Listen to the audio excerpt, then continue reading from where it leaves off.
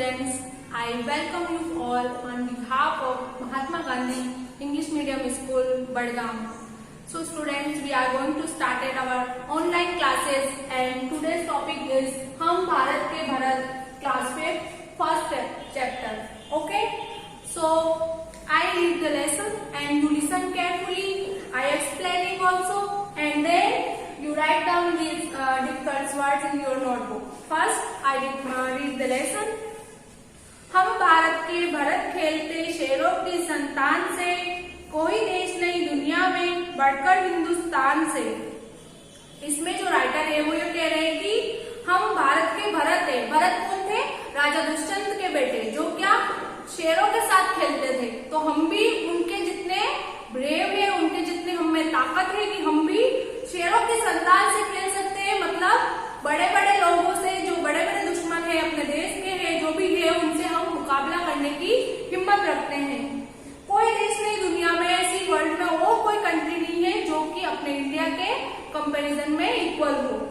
इस मिट्टी में पैदा होना बड़े गर्व की बात है, साहस और वीरता अपने पुरखों की सौगात है।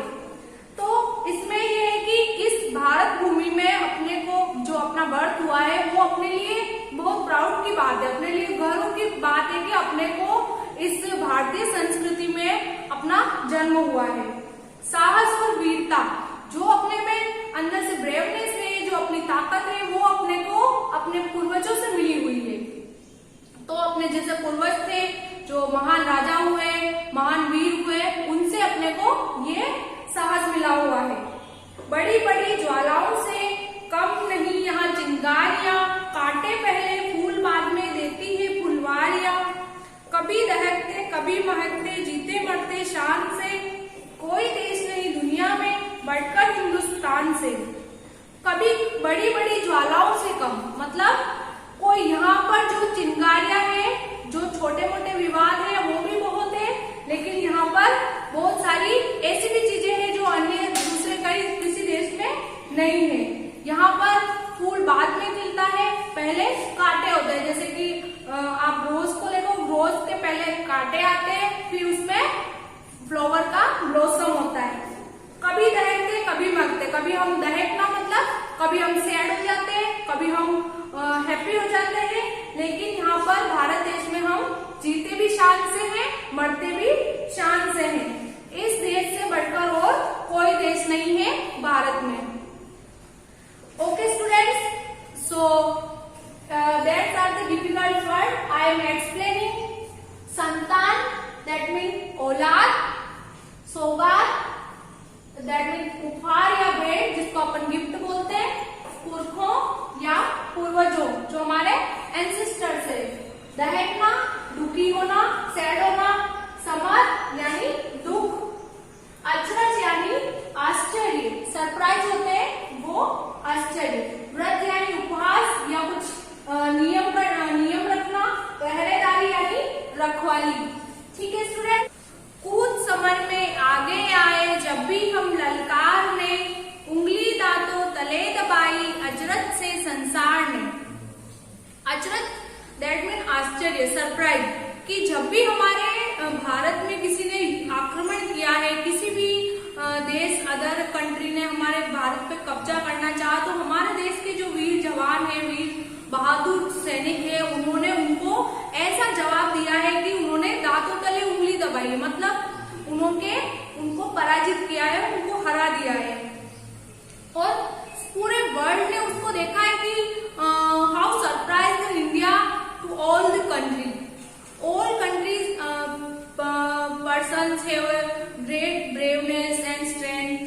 तो सब लोगों का यही है कि अपने भारत का हर भारतीय बहुत ही वीर है, बहादुर है। सदियों से बनते आए हैं हम पन्ने इतिहास के, त्याग और बलिदान हमारे व्रत है 12 मास के। तो 12 मास यानी 12 महीने। और हमारे जो ये सदियों से बनते आए हैं इतिहास के पन्ने, ये नहीं कि हमारे अभी युद्ध हुआ और भारत का नाम हो गया, नहीं।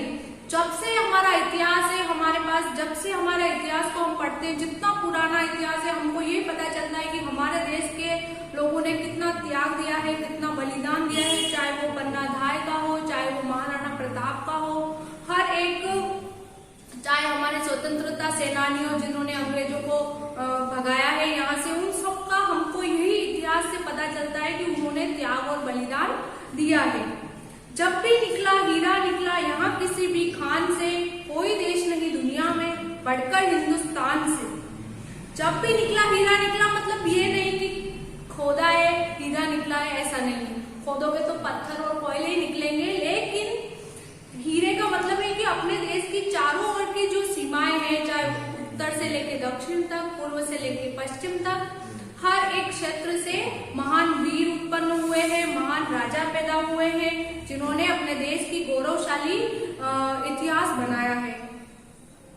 यह धरती जो माँ है अपनी हमें जान से प्यारी है, हर बालक के जिम्मे इसकी चौकस पहरेदारी है। ये धरती अपनी माँ है, ये भारत भूमि अपनी माँ से बढ़कर है, अपने को अपनी जान से भी ज्यादा प्यारी है। और हर बालक की, हर एक भारतीय नागरिक की, हर बालक की ये जिम्मेदारी है कि वो एक ऐसा भारत माता का सपूत बने जो इस भारत भूमि के लिए अपना सब कुछ खत्म कर दे और इस देश की पूरी निगरानी करे, रखवाली करे। बोलो मेहनत खूब करेंगे, कठिन परीक्षा आई है, माँ का दूध पिया जो है, सौगंध उसी की खाई है। मतलब इस धरती माता पे अपना पैदा होना ही अपने माँ का ही कर्ज हो गया कि आपको इस माता की रक्षा के लिए आप खुद को इतना स्ट्रॉन्ग बनाना है, खुद को इतना ब्रेव बनाना है कि कोई इसके ऊपर नजर उठा के नहीं देख सके। कठिन परीक्षा से मतलब हमको ऐसी मेहनत करनी है, ऐसी कठिन लड़ाई लड़नी है जिससे कि अपने भारत माता का नाम, अपने भारत देश का नाम पूरे वर्ल्ड में हो जाए। इसी उम्र में परिचय पाले हम श्रम से, बलिदान से, कोई देश नहीं दुनिया में बढ़कर हिंदुस्तान से। इस उम्र में परिचय पाले मतलब जो अपने को ये जीवन मिला है, इसी जीवन में हम ये इंट्रोड्यूस कर लें कि सब हमारा कि हमने देश के लिए क्या किया है, इसका नाम पूरे वर्ल्ड को पता चले कि हाँ, भारत में ऐसे वीर हैं, ऐसे सपूत हैं जिन्होंने भारत को वर्ल्ड में अधिक ऊंचाई के स्तर पर पहुंचाया है। और हम भारत के इस तरह के बालक बन के उनको भारत का नाम पूरे विश्व में रोशन करेंगे। भारत से बढ़कर कोई वर्ल्ड में और कोई ऐसा देश नहीं है जो भारत की बराबरी कर सके। Okay, our lesson is cross and let's introduce the question series of the lesson. First, in the page of 3 we solve the objective type 2 questions and then I explain how to write the answer of the questions. First question is, सौगात का अर्थ होता है, सौगात का अर्थ सोगरा, सागर, उपहार, सौगंध। तो इनका अपन इसमें मैच कर सकते हैं कि सौगात का मतलब डिफिकल्ट वर्ड में है भेंट और उपहार। मतलब कि अगर उपहार इसमें कोई आया है यानी स में आया है उपहार, तो अपन इसको आंसर के रूप में स लिख देंगे। इसी तरह आपको ये नीचे वाला क्वेश्चन करना है, एक वर्ष में कितनी संख्या होती है महीनों की, वो आपको राइट आंसर को इसमें लिखना है। ठीक है, चिनगारियां। अब इसमें क्या है, नेक्स्ट क्वेश्चन में इस कविता से वे पंक्तियां छांटकर लिखो जिनका अर्थ यह है। यानी जैसे पंक्ति का अर्थ बता दिया है, उसका एक्सप्लेन बुक में कर दिया है। अपने को वो पंक्ति बुक में उस कविता की लाइन्स में ढूंढनी है कि इसमें कौन सी पंक्ति सेट होगी। तो चिंगारियां ज्वालाओं से कम नहीं है, ऐसी लाइन कब आई थी? जब अपनी प्रीवियस लेसन में मैंने बताया था, वो लाइन पढ़ी थी, बड़ी बड़ी ज्वालाओं से कम नहीं यहाँ चिंगारियां। तो ये जो लाइन आई थी ये इसके लिए परफेक्ट मैच होती है, तो ये अपने को पंक्ति इसमें लिखनी थी। ऐसे ही दूसरी पंक्ति का अर्थ है हमारे काम इतिहास का हिस्सा बनते रहे हैं। तो इसके लिए कौन सी पंक्ति आई थी कविता में? ये वाली पंक्ति, सदियों से बनते आए हैं हम पन्ने इतिहास के। इसी तरह आपको लाइन जो पंक्ति का अर्थ दिया गया है उसको बुक में ढूंढना है, बुक की कविता में ढूंढना है और उसकी लाइन को लिखना है कि इस मीनिंग के लिए कौन सी लाइन परफेक्ट होती है।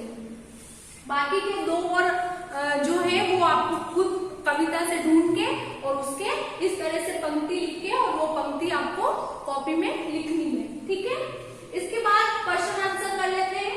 क्वेश्चन में मैंने आउट ऑफ 5 मैंने 3 ही किए यहाँ पे, जो आपके लिए ज्यादा ठीक रहेंगे एग्जाम पॉइंट ऑफ व्यू से। हमारे लिए सबसे अधिक गर्व की बात क्या है? तो आपको कविता पढ़ी है, आप कविता को पढ़ना, उस कविता में ऐसी पंक्ति आई है जिससे आपको पता चल जाए कि हमारे लिए क्या गर्व की बात है। तो इस भारत भूमि में पैदा होना ही सबसे अधिक गर्व की बात है। तो इस क्वेश्चन का आंसर क्या हो जाएगा? भारत भूमि में पैदा होना ही सबसे अधिक गर्व की बात है कि अपने को इस भारत भूमि में पैदा होने का अवसर मिला है। बालकों की क्या जिम्मेदारी है? चौकस पहरेदारी वाली लाइन आई है। तो हर भारत भूमि की रक्षा करना, इस भारत भूमि की चारों ओर रखवाली करना, रक्षा करना ही हर बालक की जिम्मेदारी है। थर्ड क्वेश्चन है, इंग्लिश के पन्नों में लिखी हुई कौन सी बातें हैं? इतिहास के पन्नों में लिखी हुई कौन सी बातें हैं? तो इतिहास के पन्नों में हमारे इतिहास में त्याग और बलिदान की जो बातें हैं वो लिखी हुई है, ठीक है। इस तरह से इस चैप्टर को आप write down in your notebook and then submitted it, okay.